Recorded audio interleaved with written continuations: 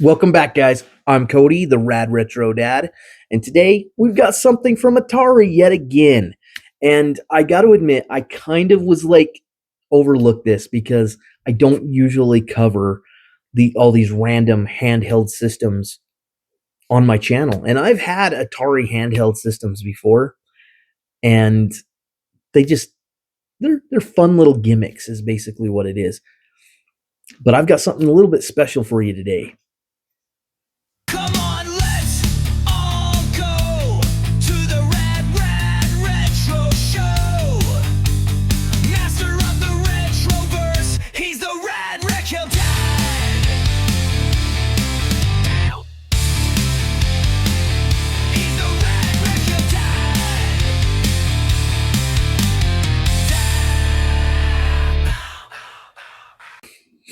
All right, guys. So I don't usually cover handheld systems on my channel, mainly because I really only see three handheld systems as being super valid today. The first being obviously the king of handhelds, the Nintendo Switch and the Switch 2. Kind of put them two together. And then the Steam Deck. And when I say Steam Deck, I'm also referring to like all the other Windows or PC based handhelds out there. But I think that the Steam Deck is a step above the rest, even though it doesn't match up hardware wise. But I got to admit, Atari caught my eye. And I had heard about the system before. And the system I'm referring to is the Atari Gamestation Go. And I got to admit, I overlooked it. I looked at it as just another gimmick handheld. It was just one of those $20 to $50 handheld systems. And then when I seen the price was $180, I'm like, why are they selling a handheld system that's just going to emulate a bunch of retro games for almost $200? So then I looked into it, and I'm glad that I did, actually. Now, I still think that $180 is too much for a handheld system coming from Atari. I think that if they would have hit the $99 mark, this thing would blow up. So let's take a look at this system. So here we are. We're on Atari's website at atari.com. And if you click on hardware and you go to handhelds, you can find this page, and you can pre-order this device. I need to note, this comes out in October. So it ships in October. They're still doing pre-orders for it, which is nice. Let's just start by looking at the pictures, and I'll kind of tell you what I know about this system based on what I've learned about it. And I want to focus right now on the controls. And I think this is where this system stands out. So right here in this picture, you can see that there are different controllers on this side of the device. Now, these are all your like joysticks and different things, but let me explain what they are. This one at the top, and here's a better picture of it right here. This one at the top is a spinner. So you rotate it like an arcade spinner. And this will allow you to play games like Breakout, and you'll move your board around to bounce your ball back up, and you can get way more precise controls with a spinner. Also, games like Tempest. If you've ever played Tempest, you have this like vector grid that you go around, and the enemies kind of fly at you on this grid. And the grid can be shaped in all different ways. But as you turn the knob, your ship will just kind of like rotate around the edge of this grid. And then you can just kind of move really fast and really precise in front of an enemy to shoot them. So I never, ever expected to see a spinner on a handheld device. It's just not something that I would have ever thought would have happened. And I mean, if any company is going to do it, Atari is going to do it. And I gotta say, I think Atari is just killing it this year. They are just they're stepping up their game. So this right here, having a spinner, fantastic. And then you have a standard like directional pad, like a D-pad, and it's kind of in a circle. So I imagine it kind of like acts a little bit like an analog stick a little bit. I think it's designed this way on purpose. If they wanted to just do a D-pad, they would have probably just made it a standard D-pad. But this is like something that you put your thumb into and you kind of rotate around. So I'm thinking that it's going to have a little bit more precision than a standard D-pad. Now, we won't know until we try it, and maybe it's already known because this thing has been on display at conventions. I just, like I said, I've just not paid much attention to it because I just thought it was just another random 2600 emulator handheld, and I just didn't really pay attention to it. All right, moving on. This right here, this little ball, that is a trackball. Again, this is something I never thought I would see on a handheld system. You know what I never thought I would see these on a like a standard gamepad or controller, let alone a handheld system. The only place I've ever seen trackballs used for video games is on the arcade machines. So to have like a mini trackball that you can use your thumb to navigate around, that's pretty cool. And so the trackball is used for games like Missile Command, for example. Missile Command will use the trackball so that you are more precise in where you're shooting your missiles. This is fantastic. Now, moving on to the other side of the console, and they don't have a very good picture of it, but it's kind of blurry, I know. But anyways, they have your standard X, Y, A, B buttons right here. But then if you look down here, and let me go back to the original picture, you can see it right here. This is a number pad. It's a keypad. Now, there are some games that require like number inputs and different things like that. And so they just added a number pad to the side of this thing. Again, this is a unique and awesome feature. All right, and then we can take a look at the back. And like I said, I think this is a volume rocker. And then you've got a switch. I don't know if that's an on and off switch. And then another button here. You see that there is a micro SD card slot, a USB port, and a HDMI out, and a headphone jack. And here you've got your bumpers and you've got your triggers. So you got a bumper and a trigger, bumper and a trigger. The other thing to note is it does have a kickstand right here. And if we go to the box, you can see the kickstand propped out. And as I've been scrolling through these images, you may have noticed that they are showcasing Atari Recharged games on this handheld system. This is another point that really got me interested in this handheld system. The fact that you can play Atari Recharged games on here tells me that the hardware specs of this thing are above average from your standard gimmicky emulation handheld system. And we'll get into that a little bit here in a minute.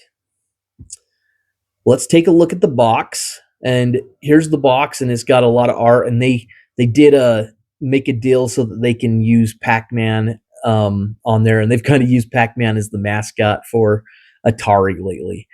And if you haven't seen my Pac-Man Atari 2600 that they're coming out with, it's going to be over here somewhere. Click it and watch it. It's pretty awesome. It is super cool. But I love looking at packaging because I'm a keeper of boxes. If I buy a system like this, I'm going to keep the box because once I'm tired of playing it and it's just, it's still going to be a cool decoration in my game room and another CIB console that I've added to my collection. If you're not saving your boxes for the consoles that you're buying right now, you should do that because CIB consoles are highly collectible. Keep your boxes, people. All right, so we're going to scroll down and we're going to look at the features here. There's an overview, but it basically just says everything that's in this list. Let's talk about the games. There's going to be more than 200 games built into this system. And if there is a micro SD card slot on there, like some of their other handheld systems, like I have a little Atari 2600 handheld system that I got from a family member for my birthday or something one time. And the best feature on there was the SD card slot because you could add new games to it. You just put your ROMs on there and they would just play them. I can imagine that they're probably just going to do that. As long as they're not distributing the ROMs, they can legally give you the ability to play ROMs on their systems. So it will include 5 games from the Atari Recharged series. Not only are they including Atari Recharged games, but they're including Balls of Steel. Now, what this is it's pinball. And really good pinball game as well. Balls of Steel features like just a handful of old school pinball games, and I think they're all like Atari branded pinball games from the 70s and early 80s. It's really awesome. Let me show you a video of it in action. All right, so here is just a promotional video that My Arcade has on their YouTube channel, and My Arcade is the ones that are producing this for Atari. And you'll get a closer look at the hardware features and some gameplay.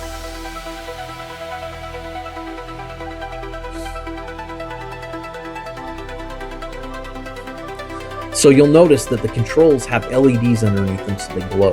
And there's a little bit more to it than just glowing. We'll get into that.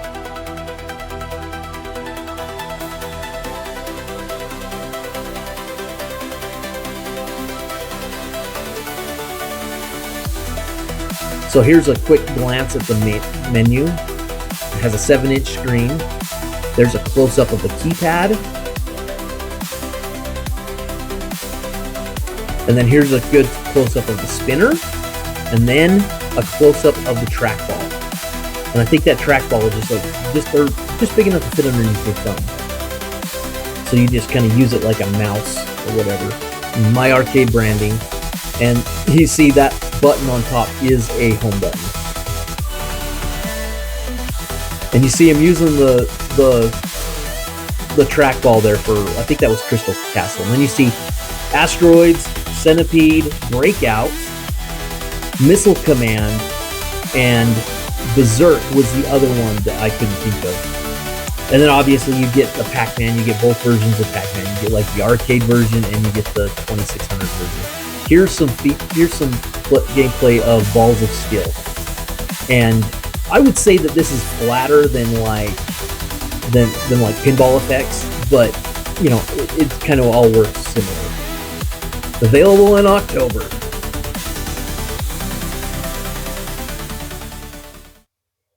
Okay, so that was just their promotional video. You know, after I watched that, I'm like, this is so cool. And I gotta say, the Atari Recharge series has some of the best modern remakes of traditional old school retro arcade games. So some other features, again, a 7-inch high resolution full color display. And when it says high resolution, I don't know. It doesn't have exact, but I would say that it's probably not 1080p to cut down on cost. This thing features Wi-Fi, and that will be for updates. The fact that they're going to be giving this system updates is good news. Any system that receives updates is only going to get better over time. Smart Glow. So, like I said, there's LED lights behind the controls.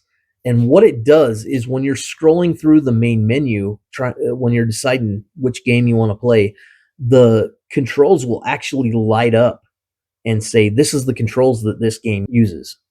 And when you're playing the game, only the controls that the game uses will be lit up. It has 4 to 5 hour playtime on a single charge. And it includes HDMI out, a USB charging cable, and USB AC adapter. All right, so there was something in the overview that I do want to share with you that I think is really going to make this system just stand out a little bit more. And it's in this bottom paragraph, and it's towards the end where it's talking about, it says, play on a big screen with HDMI. So you can just plug it into your TV and you can play it like a console. And USB-C ports to attach external controllers. I think this is amazing because they're coming out with some cool controllers. And if you watch my Atari 2600 Pac-Man edition video, you will see they are coming out with custom controls for that system as well. They've got controllers that are the same color as all four of the ghosts and one that's yellow for Pac-Man. I don't know, this may be confirmed or not. Like I said, I just recently decided that I like this system. But it would be a miss if those controllers were not also compatible with this GameStation Go. I believe they will be. And not only that, it's Atari, they're gonna give you support for all kinds of controls. So, okay, I just wanted to do a video on this, showcase this handheld system. I just think this is super cool.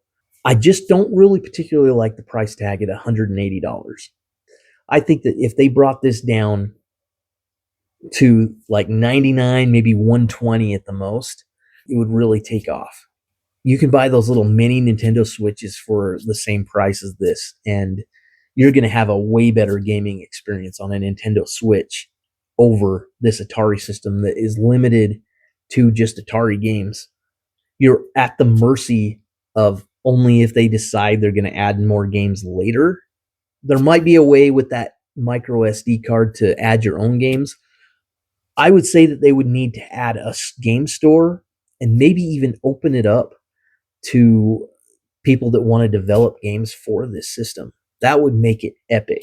I don't see that happening right now, but it would be awesome if they did open the system up. If this is something you're interested in, go check it out. If not, I appreciate you watching. I don't report on every single bit of gaming news out there. I only bring to you guys the stuff that I think is cool and that you would like.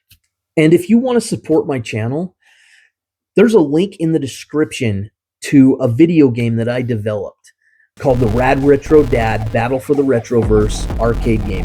And it's a twin stick shooter. It's super fun. It has tons of features like achievements and awards. There's ultimate abilities. It's feature rich. And you can play it for free. When you click the download button on that game, it'll say, hey, do you want to donate to this developer? Hey, anything you guys are willing to donate, it helps me, it helps the channel, helps me be able to provide this kind of content to you guys all the time. I appreciate you guys. Like and subscribe if you like my channel. Let me know in the comments what your favorite Atari games are. And let me know if this is something you're interested in. Is this something you're going to buy? Is this something you're going to pre-order and have on day one? So let me know what you think. And until next time, stay rad and stay retro.